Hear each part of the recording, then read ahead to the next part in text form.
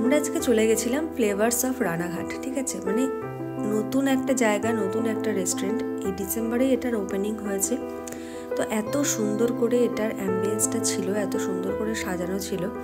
আর হিমানিশ তো ওখানে গিয়ে প্রচুর এনজয় করেছে। ঠিক আছে, এটা হলো ওপেনিং গেট। দেখতেই পাচ্ছ ও কতটা এনজয় করছে, একদম দৌড়াদৌড়ি শুরু করে দিয়েছে। একটা মানে খোলামেলা জায়গা দেখলেই হয়েছে। আচ্ছা, এখানে দেখো একটা ট্যাক্সি, ওপেন রুফ ট্যাক্সি করা হয়েছে। ওপেন রুফ ট্যাক্সি করে এখানে সাজানো হয়েছে।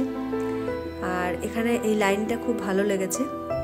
এখানে দেখো কলকাতার ঐতিহ্যটাকে তুলে ধরা হয়েছে। ঠিক আছে, কলকাতার ঐতিহ্যটা এখানে দুটো হাতে টানা রিক্সাগুলো রয়েছে। আর ভেতরটা খুব সুন্দর করে সাজানো ছিল। রাত্রিবেলায় তো এটাকে আরও সুন্দর লাগবে। তো চলো দেখি ভিতরের পরিবেশটা দেখে নেওয়া যাক।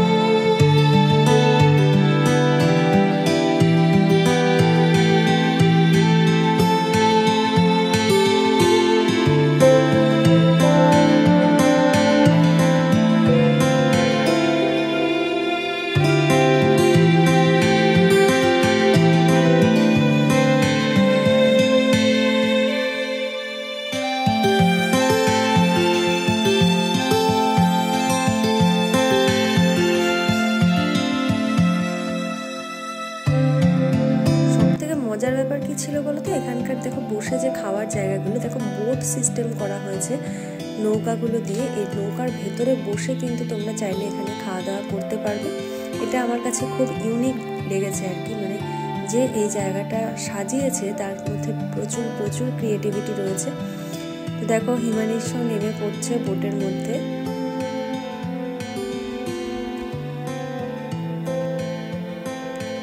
আমি আর হিমানিশ দুজনেই বসে গেছি বোটে। একটু নৌকা চলছে এরকম একটু ফিল করতে চাইলাম। তো বেশ ইউনিক লেগেছে খাওয়ার জায়গাটা।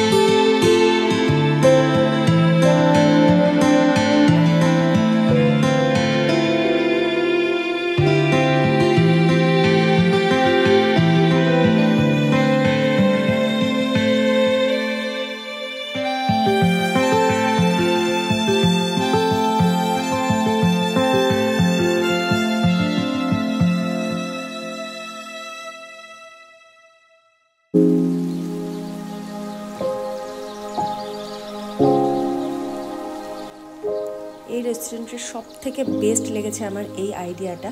দেখো এখানে একটা বড় আম গাছ রয়েছে। ঠিক আছে, আর এখানে সিঁড়ি করা হয়েছে।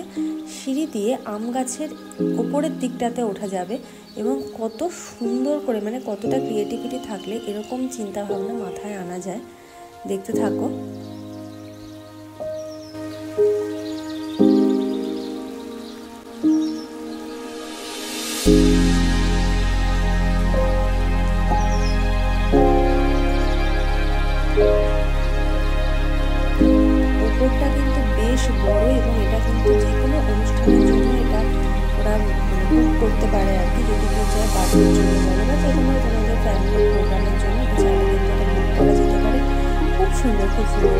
হচ্ছে ডাল।